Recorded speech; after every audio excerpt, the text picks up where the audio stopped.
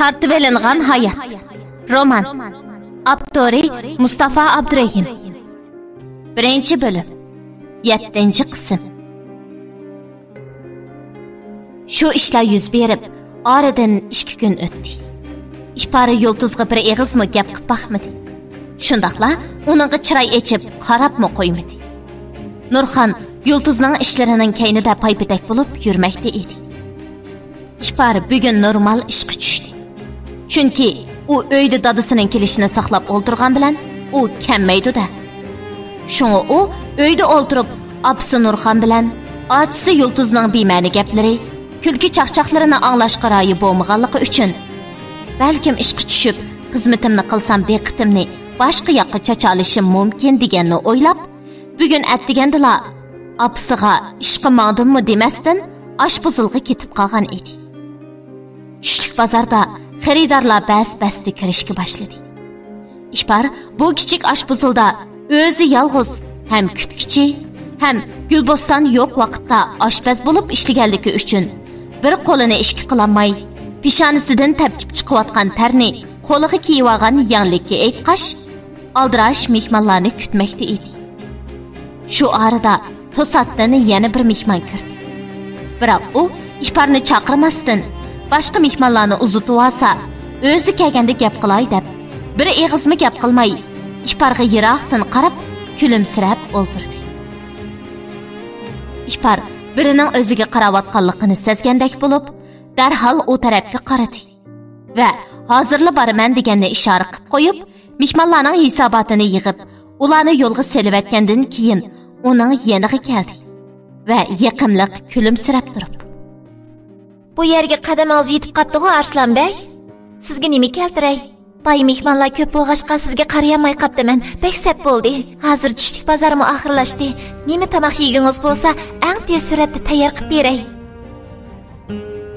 İhbarning gap qilayotgandagi holati shu qadar sodda ham yaqimliq ediki, Arslan İhbarning og'ziga qarab, yengikini yo'lab ketib qolgan edi. İhbarning nima tamoq keltiray deb qayta so'rashidan Arslan ondan uningga javob qaytarib, polo yegisi barliqini dedi. İhbar qozondagi tayyor poloni usibla uning oldiga akeldi va boshqa ishi bo'lmasa, o'zining cho'chiri tugidiganligini, o'ziga hamroh bo'lolmaydiganligini deganda, Arslan tamoq yeyotgan qo'shiqni taksiga qo'yib, bu yerga kelishirki maqsadini aytdi. Va İhbar bilan azroq paranglashqusi borligini deb, uningdan Yulduzni, Nurxonni, Sardorni so'radi. İhbar Arslanning odulidagi o'rindiqqa kelib o'ltirib, choydan bir yutum o'tlab o'tgandan keyin ko'zida lig'irdab qolgan yoshlarini ichiga tasdi yutib turib: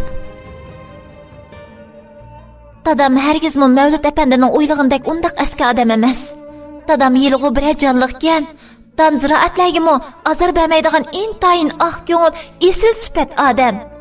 U odamiyligini birinchi o'ringa qo'yadigan odam. Hatto onamning qattiq quruq gaplarini anglasimi, men degan sening ering menga bundaq gap qilma deb onamga tilsib baqqan yoki uningga qo'l ko'tarib baqqan emas. Navoda onam haddidan oshqudek bo'lsa, uyda jidal majra qilganning o'rnida o'zi sirtqa chiqib ko'chada yolg'iz o'ltirib, ko'ngli tinchlangandan keyin ondan uyga kirib, onamga intayin chiroyli so'z iboralar bilan nasihat qilib, o'z ishi bilan bo'ladigan esil xislati bor bir odam. Mavlud apandining dadamni va bizni undaq o'ylab qilishini to'g'ri tushunishga bo'ladi. Chunki men hozirgacha dadamning undaq ishni qilganiga ishongim kelmayotdi. Biroq Yulduz bilan onamning guvohlik so'zini o'qigandan keyin kallam qalaymoqallashib, zada qaysisining rost, qaysisining yolg'on ekanligini bilolmay qoldim.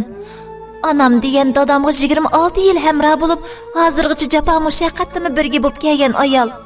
Yulduzmu o'xshashla dadamning quchog'ida yetib, bo'yniga minib, dadamning erkak qizi bo'lib, dadamdan dadillik mehri elib cho'ng bo'lgan qiz. Ularning dadamga qarchaplishi asla mumkin bo'lmaydigan bir ish. Onamning og'zi qattiq bo'lsa-mu, biroq dadamni yaxshi ko'rdi.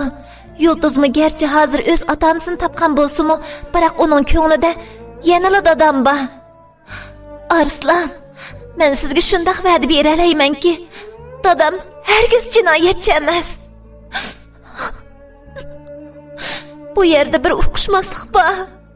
Biroq bu uqishmaslikni qanday yechishni men faqat bilolmadim. Yana balkim bu bir uqishmaslik bo'lmasligi mumkin. Yulduzning guvohlik so'zida aytganidek Komilboy Yulduzni ep ketaman degan bo'lsa, dadam Yulduzdan ayrilishga chidamay, "Bermayman" deb ikkisi ep ketamaysan deyishib, dadamning ovozi qattiqroq chiqib ketgan bo'lsa, Komilboyning qon besimi o'rlab yiqilib qolgan bo'lishi mumkin. Lekin dadamning ishtirib o'tishi mumkin emas. İhbar shu gaplarni davitib, to'kilib yig'lab ketdi. Arslan İhbarning bu holiga qarab, yuragi faqatla chidamadi. U bunda qilsam sattiradi deganini o'ylashmay, İhbarning yeniga o'tib, uni o'rnidan turg'izib, bag'riga bosdi.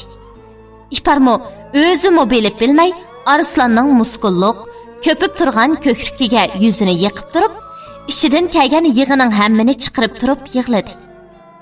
Bu 2 yoshning o'ttirisini bir haza timtasliq qaplagan shu daqiqada birsining eshik sirtida turib qilgan zaharlik so'zlari oradagi jimjitlikni buzdi.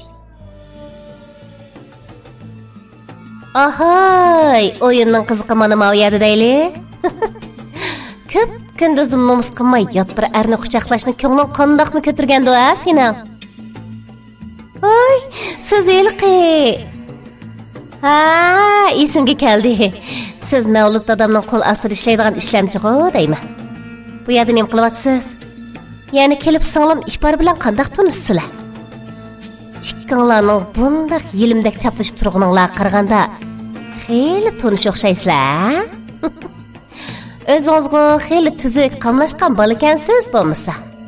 Lekin ko'zingizga yog'och kirib ketgandek İhbarga chaplashib yurganingiz nemisi? O degan mening singlim. Uni men qo'g'dayman. Uning yomon g'arazda bo'lishingizga hargiz yo'l qo'ymayman. Qaraganda siz bilmaydigan o'xshaysiz. İhbarning-chi to'yga bitishib qo'ygan loyiqi bor. Uning ismi-chi Nurshad. Voy, uning qo'lini qo'yayotdingiz-ku. Bakrak, ching tuting, bakrak. Ching tutamisingiz, bir-biringlarning qo'lini plastikda ching chaplab tuting. Nimishqa qo'yibsiz deyman. Asta. Sen kapli qilib tutola İhbar. Bo'la. Nimaga qarab tursan go'mishdak? Yulduzning zahardan sesiq gaplari Arslanning jon jahlidan o'tib ketgan bo'lsa-mu, biroq u chandurmasdan o'zining bu yerga kelishining asli sababini uningga aytdi. Yulduz Arslanning so'zlarini anglagandan keyin, "Meni deb kelgan odam nemishqa İhbarni quchoqlab turasiz? Men uchun kelgandan meni quchoqlasangiz to'g'ri bo'lar" degandek bema'ni chaqchaq aralash gaplarni qilib, orqadan Arslanga o'zining Mavlud apandining uyiga borg'usi yo'qligini, agar cho'qim borsan desa, Mavlud apandining o'zining kelishini aytib qo'yib, orqasiga o'rilib ketib qoldi. İhbar Arslanning oldida boyiqi ish uchun xijil bo'g'inidan uning yuziga qarayamay turadi. Arslan ham xijillikda nima qilarini bilamay qolgan bo'lib, oxiri zo'r jur'atga kelib İhbarga qarab, "Kechiring. Boy sizning yig'lig'inizga chidayolmay, shuni sizdagi azob va qo'rqinishni ozroq bo'lsa-mu bosalasam degan umidni shunday qilibdiman. Oldingizda beklasat bo'ldi. Ko'z oldimdagi ishni deb sizning to'yga bitishgan loyiqingiz borligini o'ylashmabdiman. Rastilla xijilman. Amsi men qaytay. Berib Mavlud apandiga Yulduzning qaytqusi yo'qligini. Agar cho'qim qaytmasi bo'lmaydigan ish bo'lsa, o'zining kelib ep ketishini deganligini yetkazay. Mavlud apandi mencha cho'qim xush bo'ladi. Sizmi o ishlarni o'ylab o'zingizni bek charchitmayman. Hamma ishlar hal bo'ladi. Yechilmaydigan sir yo'q. Bo'lamda. Gerçi sizning to'yga bitishgan loyiqingiz bor bo'lsa-mu, biroq har qanday vaqtda mening yordamimga ehtiyojingiz bo'lsa, men har vaqt sizning yoningizda. Bo'lamda. Bu mening ism kartam. Buningda telefon nomerim bor. Har qanday vaqtda menga ehtiyojingiz tushsa, telefon qilsangiz bo'ladi. Arslan shu gaplarni deb bo'lib, İhbarga xo'sh deb qo'yib, orqasiga o'rilib maqdi. İhbar shu tapda o'zining yana bir muhim narsasi, o'zidan yiroqlashayotgandek bir tuyg'uga keldi. Yuragiga sanjiqdek bir og'riqning kirishi bilan Arslonni darhol to'xtatdi. To'xtang. Mening to'yga bitishgan loyiqim yo'q. Arslan İparning o'ziga talmirgan bir holda qarab turib, shu gapni qilganini anglab, yuziga ozroq kulki yugurdi. U beshini lang'ishtib qo'yib, ortiq gap qilmay ketib qoldi. U İparning to'yga bitishgan loyiqi yo'qligini bilganidan olamcha so'yinib ketgan edi. Chunki uning İparga ko'ngli tushishga boshlagan edi. O'zining İparga bo'lgan hissiyotini tunigan hammasi bilan paranglashib o'tirganda his qilgan bo'lib, o'zining İparga bo'lgan qiziqishining haqiqiy yaxshi ko'rish yoki mundaqli qiziqish ekanligini bilib beqish uchun bugun bir kechini bakmi tasda tong atqizgan edi. Chunki Arslan hammasi bilan paranglashgani shu daqiqadan boshlab İparga bo'lgan qiziqishi texmi bak kuchayishga boshlagan edi.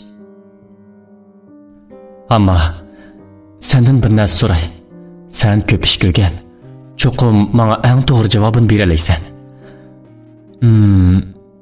Navada sen birisini tunji qitim ko'rsang. Sen uning bilan tunji uchrashgan shu daqiqada ko'zlaring uning ko'zlari bilan uchrashgan bo'lsa, dal shu chog'da yuraging ritmsiz so'qib, badaningda bir xil odamni beyosh qilgudek bir sezim paydo bo'lsa, bu xil g'alati ahvollar nimani tushuntirib berdi? Sen birisiga oshiq bo'psan. Aşıqlıq mana mushundaq narsa o'g'lim. Buni biz bir ko'rib yaxshi ko'rish deymiz. Sen bir yotchinis bilan uchrashgan shu daqiqada senda bir xil shirin ham g'alit sezim paydo bo'lishga boshlaydi. Mana buni biz bir ko'rib oshiq bo'lish, ko'ngli tushib qolish deb ataymiz. Agar uning ko'zlariga qarag'aningda uning ko'zlari sana qarab kulsa, u seni yaxshi ko'radi degan gap o'g'lim. Mening qamlashgan sumbat o'g'limning ko'nglini utib olgan qaysi talaylik qizdi ha? Qani, menga bir degina. Voy, hamma odamni xijil qilyaptang. Hozircha aniq emas. Aniq bo'lganda senga deb beray bo'lamdi. Menmi jizimlashtirmagachga shuni sang maslahat silishim. Arslan hammasining oqsham degan shu so'zlarini anglagandan keyin bugunni taqatsizlik bilan tong atqizgan bo'lib, İparning ko'zlarining ichiga qarab, hammasi degandek sinab boqmoqchi bo'lgan edi. Hammasining aytganidek, u İparga qaragani shu daqiqada İparning bir jup chiroyli ko'zlari Arslonga qarab kulgan edi. U shunga ishkilanmay uni bag'riga bosgan. Biroq yulduzning deganlarini anglagandan keyin o'zining xato qaror chiqarib qolganligidan umidsizlanib, ko'ngli yerim bo'lgan edi. Biroq İparga bo'lgan noma'lum bir qiziqishning kuchi uni İpardan ayrilmaslikka da'vat qilyotdi. Shunga u İparga qilgan so'zining oxirida o'zining har qanday vaqtda İparning yanida ekanligini aytgan edi. U İparning loyiqim yo'q deganini anglagandan keyin ichi shodlandi. Xushalliqdan men biletdim deb berib, uni bag'riga bosqisi bor bo'lsa-mu, biroq o'zini tutib elib, bir eg'izmi gap qilmay, beshini lang'ishtib qo'yib, İparning yenidan ayrildi. İparma ham Arslan bilan garchi mushuning bilan 3 qatim ko'rishgan bo'lsa-mu, biroq uningmi yodiga turib Arslanning nurliq ko'zlari, oq tishlarini chiqarib, yaqinliq kulishlari kelib elib, o'ylamay desimi bo'lmayotdi. Shunga omu bugun Arslanni o'zimi tuymagan holda quchoqlagan edi. Shu topda İpar Arslanning ism kartasiga qarab, uning ismini o'qidi.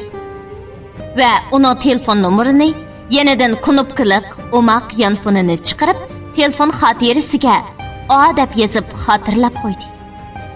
Yulduz İparning yenidan chiqib, udul uyga kelib, bugun kechda Mavlud dadam meni ep ketgili keladi ana deb xushalliqdan taqlab, orqadan bugun kechga tayyorlik qilish uchun oldi bilan munchiga tushib, orqadan eng chiroyli kiyimlarini kiyib, rangli kirimni chonchilik kashlarda qilib, Mavludni saqlab o'ltirmoqda edi. Arslan İhbarning yenidan qaytib, Udul Mavludning yeniga bordi va Yulduzning o'zini elib ketish to'g'risida deganlarini dedi. Mavlud, men borsam, qizim mening yenimga qaytib keladigan ish bo'lsa, borsammi boray deb, bozordan bir dasta gul, yarim qo'yning go'shidan jangal kabob tayyorlatib, xuddi qiz so'rig'ili mangan elchilardek Yulduzning yeniga qarab ketyotdi. Yulduz bilan Nurxonning taqatsizlik bilan saqlagan payti oxiri yetib kelib, Mavlud bilan Arslan quchoq-quchoqda narsa ko'tarib uyga kirishdi. Ularning uyga kirishiga ulgurib, İhbarma ham bugun Baldur ishdan tushganligi uchun umu kelgan edi. U Mavludning Yulduzni elib ketish uchun so'g'u salomlarni ko'tarib kelganini ko'rib, Yulduzni haqiqatan pek yaxshi ko'rdiganligiga ko'zi yetib, Yulduz uchun xush bo'ldi. Biroq Mavlud Yulduzga o'ziga tava bo'lgan uyga qaytishni deganda, Yulduzning Mavludga degan so'zlari hammani cho'chitib o'tgan edi.